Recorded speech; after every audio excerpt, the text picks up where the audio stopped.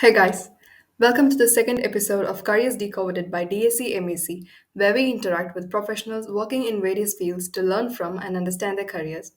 I, Elizabeth Aji, will be your host for the day.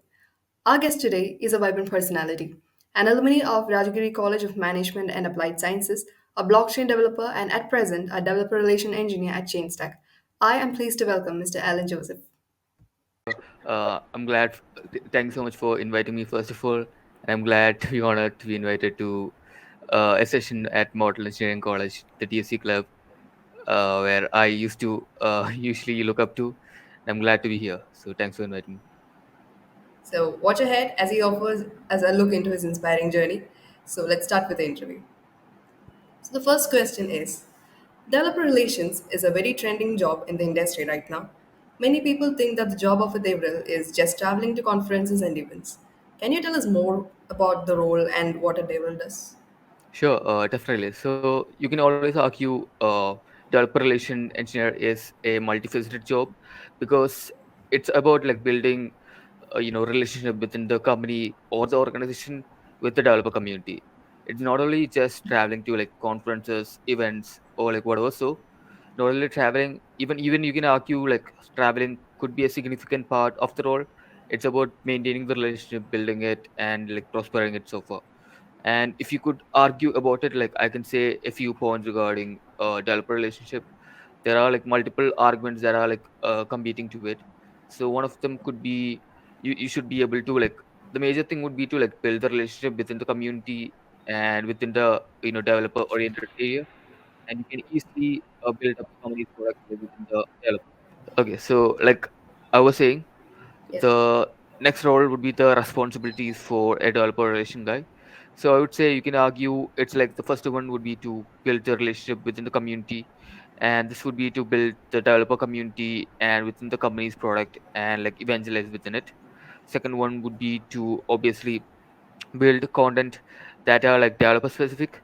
So since I'm working in the blockchain oriented field, like there all the tools that we have in the blockchain space right now are like very complex and very hard for any normal person to use. So we make it like much more easier and much more like in a simple way we could make it like available for the users. And the next one would be to obviously interact with the developers and understand like their problem.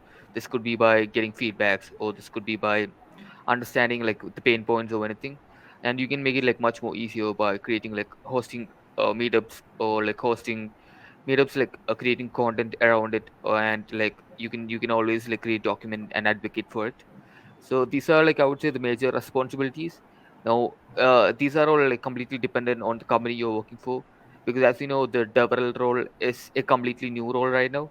So most of the companies have like different KPIs that they are like working and striving towards, and this would be like different for different companies. So if some companies have like developers like more oriented towards the growth and the sales side, some companies are um, developers that are like more oriented towards the technical part of the side.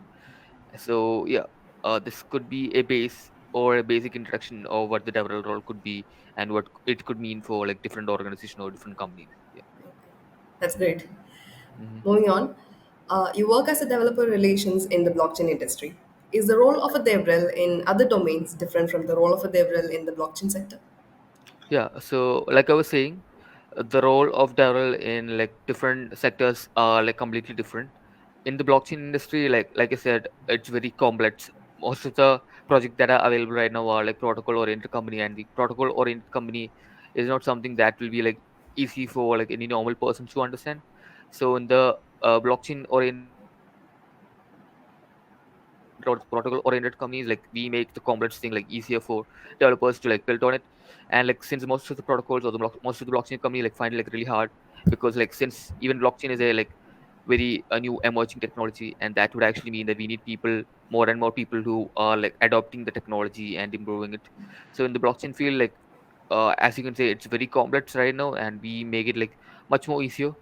And like nowadays, like if you can see, there are like companies like fan companies, uh Google, Meta, Facebook, like whatever, they are coming up with their own development roles. And since these people already have their products, and they are more oriented towards the crowd. They are also like experimenting with this role, and they are also trying to like move past the KPIs.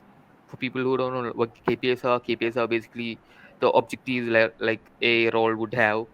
And for example, in the developer role, one of the KPIs would be to create content, advocate or whatever. So, and yeah, so in even in different industries, even in AI, even in blockchain, even in anything general cloud oriented one, each developer would have like a different set of KPIs, a different set of responsibilities. And ultimately, like some of the common things would be to evangelize, should be to create content, building the relation within the developers. Yeah, so these are some of the common things. And but mostly like everything is different for each industry. Okay, great. So the next question is, the technology around us is fast changing. So how do you keep up with the latest trends and technologies in the industry as well as changing developer demands? Sure. So I think this would be like different for different people. So I can talk within like my personal experience. So what I try to do is that I just try to be active within the tech space. You can be active through maybe Twitter. You can be active through any of the social media or anything. So in Twitter, like even when open AI, yeah, like AI is like really hot for right now, Chat GPT or whatever. So even when this came out, like it blew up on Twitter first. So I can understand it directly from just being active in one of the development community. This could be Twitter or like whatever community you are in. So just try to like interact more with the community. Just try to read more with whatever is happening. And maybe some of the other points that I could say would be to maybe you can try traveling and attending events, because like when you attend events and when you network with people, they will give you a whole new perspective of what can be achieved and what all things are actually going on in the industry. So that is also a good way to keep yourself updated. And I think like one of the most important aspects of being a developer also would be to just have the ability to just keep on learning, because even in the tech field, like it's said that you have to keep yourself updated. That only you will be able to even like survive in the industry within a long time or like within a short time or whatever. So just keep yourself updated and be open to like learn more. Okay, that's great. So moving on to the next question. What are the prerequisites for applying to a developer position? What advice would you give to someone who is interested in pursuing a career in developer relations?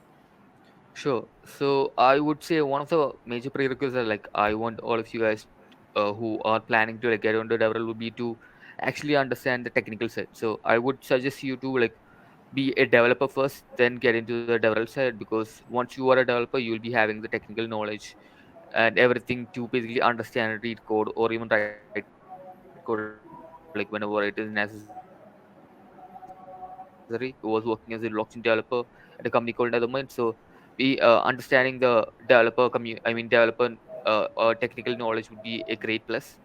The next thing would be to maybe like work on your communication skill, because a huge part of the role would be to network with people and try to like build a relationship within them. So this is like a really big thing. So maybe you work on a communication skill.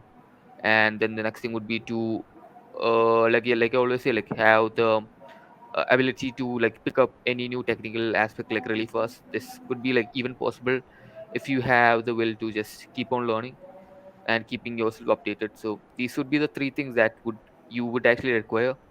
And my advice for people who want to get into developer role would be to I would say right now, even the blockchain field, like you can always like do it in the web 2 or the traditional way by applying for it. But people nowadays, like the huge people who are working in the startups and all, what they are doing right now is that like all of them are youngsters, so they try to leverage social media more.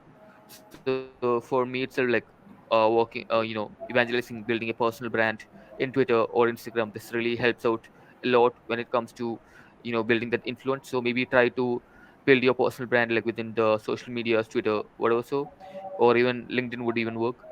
Then just try to attend events, try to network, talk more with people, and understand all the technical aspect of what they're building and how you could help them. So these would be my major advice. Other than this, like would be to just work on your technical skill, sharpen it, build a really good foundation, and you'll be like ready and good to go. Yeah. Okay, thank you. And we did a bit of research on you and saw that you had a game that had reached 10,000 plus active users. Can you tell us more about it? Sure. So this was actually a fun project that I did. This is nothing related to what I do right now. So this was something that I did when I was in school, and like I was always into coding. So like when I was in school, like we had this online developer community where we used to work on games every now and then. So we had a really good team who were working on a game, and at the time like I was building this game within them, and we had this one idea of publishing it with online within the communities. And at that time Facebook had a really good gaming community uh then. So like we published it online, and like people started picking it up. A lot of people started playing the game, and before we know it, like we got to like 10,000 active users. But like I said, like since in the IT technology, like everything's keep on changing. So the technology that I was working on back then, like it is not at all like relevant anymore. Like it got deprecated. So in 2018, I think like it got deprecated, and we made the whole code. Everything that we wrote, we open source in GitHub, and we moved on to like the next technology. So that's how I'm in the blockchain technology field right now. And yeah, so that's pretty much about the game. You can find it in my GitHub repo if you want to check it out. Yeah. That was really interesting. And Okay. moving on, as the last question, what Yeah. advice would you give to the students who are watching this video in the general sense? So in general sense, I would say, okay, so this would be something that is like very will be like very helpful people. So I feel like right now, in the even like in the engineering field or whatever, so the people I usually meet when I go to all these conferences, whether it's in India or whether it's outside also, what they usually when you ask them about it, these people are building like crazy stuff, and they're making a crazy amount of money. So like these people, like what they actually do is they don't really focus on the educational part that are actually taught in the syllabus. Instead they rather like learn everything from the internet. They grind really hard on it. They work on building stuff, they experiment with stuff, and they are building like really cool stuff that we probably won't know even. So even I can say from my experience of like when I was in college, like whatever that is taught to you in college, especially in the Indian education system, like most of the things are pretty much deprecated. So there's no real point in like learning that unless like you wanna have like good grades. So I feel like maybe like what you could do is that maybe find a developer community that is actually building stuff. Try to build something when you're in college. This would give you a really good aspect on how developers think, how people usually think, and this would like open your mind to like a lot of other stuff. So these are some good points that I could say. Maybe like experiment more on things that are like outside of your book, and like you can easily get an idea of like what's happening around you. And also try to also attend like all these events that are happening, even if you cannot don't have the money to like attend events that are happening outside India. Try to attend events that are happening like in uh, maybe in Kochi itself, or preferably in Bangalore. If you're into blockchain, then you can try to attend like the Eth India or something like that. This would give you a really good idea of what people your age are doing right now, and you can get inspired by that. So yeah, that would be my advice in general sense. Thank you so much, Alan. That was very informative. I hope everyone watching this has now a clear view on the career as a developer relation engineer. Stay tuned for more amazing sessions. Thank you.